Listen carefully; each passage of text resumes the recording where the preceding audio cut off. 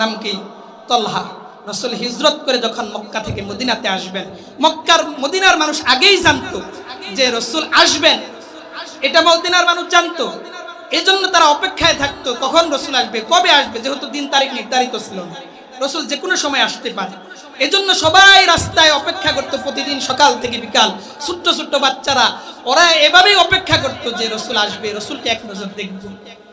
এই তলহা ছোট্ট বাচ্চা, 6 বছর 7 বছর বয়স, এই বাচ্চাটাও অপেক্ষায় আছে। শেষ পর্যায়ে যখন রাসূল আকরাম সাল্লাল্লাহু আলাইহি ওয়াসাল্লাম মক্কা থেকে মদিনাতে হিজরত করে আসলেন, ছোট্ট সাহাবী তলহা বাবার হাত ধরে রাসূলকে দেখার জন্য গেছে। সবাই তো রাস্তায় লাইন ধরে দাঁড়ায় গেছে রাসূলকে দেখার জন্য। সকল মানুষ রাস্তায় বের হয়ে আসছে, ছোট ছোট বাচ্চারা, বৃদ্ধ মহিলারাও পর্যন্ত রাস্তায় চলে আসছে। আল্লাহর পয়গম্বর ভিড়ের ভিতরে পড়ে গেছেন। এই ছোট্ট সাহাবী রাসূলকে এক নজর দেখার পরে একটা দৌড় দিয়েছেন, যেহেতু ছোট্ট মানুষ, চিপা চাপা দিয়ে চলে গেছেন রাসূলের সামনে। রাসূলকে গিয়ে বলেন, ইয়া রাসূলুল্লাহ, আল্লাহর পয়গম্বর, আমি আপনাকে অনেক ভালোবাসি। আপনাকে কি করি? ভালোবাসি। রাসূল তো অবাক হয়ে গেছেন, কি ব্যাপার, এই ছোট্ট মানুষ আমারে কি কয়, আমি রাসূলকে নাকি ভালোবাসি। এজন্য আল্লাহর নবী মজা করে বললেন, সাহাবী, এ ছোট্ট বাচ্চা, এভাবে মুখে বললে হবে না, ঈমানের পরীক্ষা দিতে হবে, ভালোবাসার পরীক্ষা দিতে হবে। কিসের পরীক্ষা? ভালোবাসার পরীক্ষা দিতে হবে, এছাড়া হবে না।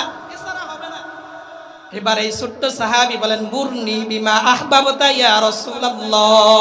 আল্লাহর পয়গম্বরকে ডাক দিয়ে বলেন, নবী, একটু ভালো করে বুঝবেন, ছোট্ট বাচ্চা কত সুন্দর কইরা বলেন, আল্লাহর পয়গম্বর, আপনার যা ভালো মনে হয়, আপনি যেটা পছন্দ করেন, আপনার মন যেটা চায়, এমন একটা কাজের আদেশ আমাকে করুন, আমি ছোট্ট সাহাবী ওই কাজটাই করে দেখাবো। আল্লাহু আকবার। আর জোরে বলেন আল্লাহু আকবার। এই সাহাবী বলেন যে আপনি কি আদেশ করবেন, করেন আমাকে, আমি ওইটাই করব। রাসূল বললেন, ইজহাব, তুমি তোমার বাবার কাছে যাও, ওয়াক্তুল আবাকা, এবার তোমার বাবার গর্দান তুমি আলাদা করে দাও। কি বলছে?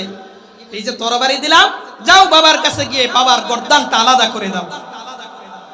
ছোট্ট সাহাবী, সাহাবায়ে কেরাম বর্ণনা করেন, এই ঘোষণা করার পরে এই ছোট্ট সাহাবী এক মুহূর্ত দেরি করে নাই, তরবারিটা নিয়ে বাবার কাছাকাছি চলে গেছে, বাবার